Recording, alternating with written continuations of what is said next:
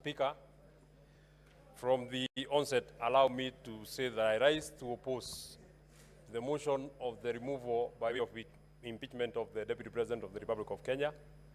And Honorable Speaker, for the last 2 days, today and yesterday, we have been treated to a charade of allegations, accusations, which, in my opinion, have not been substantiated either by the mover of the motion, the Honorable Mwengi Mutuse, or the advocates who he came with, or the advocates that are on record for the National Assembly. And Honorable Speaker, I am actually quite surprised that one of the advocates who appeared to represent the National Assembly tells us that the Honorable Mwengi Mutuse, his was only to allege. This is not a trial.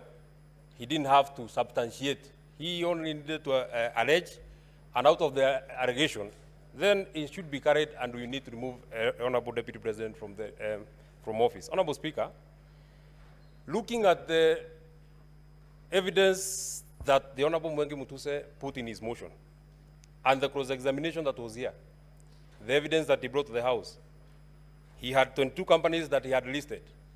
And when questions were running to him, what problem do you have with the company number one? I don't have a problem with it. Maybe you will have a problem in future. But the Deputy President must be removed from office. What do you have what problem do you have with company number two? I don't have a problem with it, but it might have a problem in future, and the Deputy President must be removed from office. And he kept telling us, I don't have a problem with the next one, the next one, the next one, the next one, but the Deputy President has to be removed from office. Honorable Speaker, I posed a question to the Honorable Mwengi Mutuse. He alleged that the Deputy President has a dairy farm in Nyandarua County. The fairest thing, or the least that anybody would do to such an accusation, you need to tell us where in Nyandarua is this land.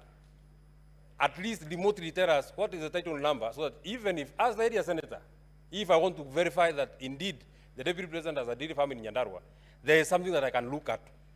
Honorable Speaker, he said, I don't know, but the Deputy President has to be removed because it is time to remove the Deputy President. On the question about Meru, where is the title number? I don't have it, but the Deputy President has to be removed from office.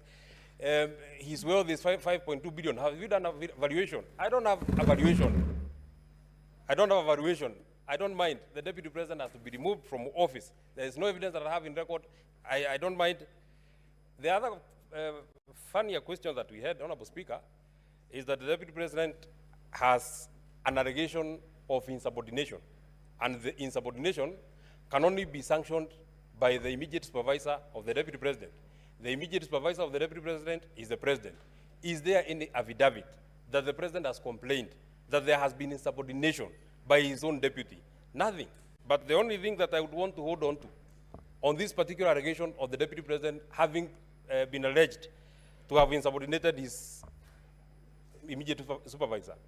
Since this motion of impeachment started, we have not had any comment from the President, either saying what has been alleged by Honorable Mwengi Mutuse is true or not true. So I want to believe that beyond the owner of the motion of the Honorable Mwengi Mutuse, the President is the bigger owner, because he has not denied that this is there has been an insubordination. And my comment would be this: this divorce that the President is looking for, you shall get it, but it will be painful, it will be hurtful, it will be catastrophic, it will have casualties. At the final vote that will be casted today, we might be the first casualties. But the casualties of today are not necessarily the casualties of tomorrow. And out of the vote that shall be taken, I'm speaking to our partners in the coalition and the other people who are here from ODM and the other parties. This vote that you shall take today, it is not in vain that the senator for Nyandarua, it is not in vain that the senator for Kiambu, it is not in vain that the senator for Muranga, it is not in vain that the senator for Laikipia, it is not in vain that the senator for Kirinyaga, with strict instructions from the people who elected this government, have told them to come and oppose the motion that is on this floor of the House. Honorable Speaker, I'm being disrupted. The point that I wanted to make is, it is not in vain that we have been instructed not to sanction this divorce. But if it comes, we shall take it in our strides. I want to tell the people who are here, the vote that we shall cast here, we shall not put it in our minds. We shall put it in our hearts. The people of the region that I have mentioned are at their lowest. We are calling on the senators who are here. it is time to stand with us. Finally, this motion had to be processed in a haste. We had to try a man in hospital because the only crime that Rigathi Gachagua has committed is a political crime. So he had to be removed out of the way, whatever it will take, whether he's in hospital, whatever it will take, he has to get out of the way. That can only happen if it has the direct sanctioning of the President of the Republic of Kenya, His Excellency William Samoei Ruto.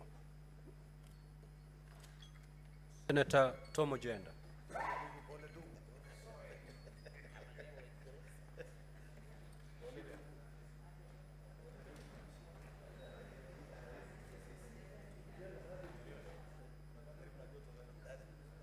Honorable Speaker, it is with a heavy heart that I stand in Senate today to comment on the motion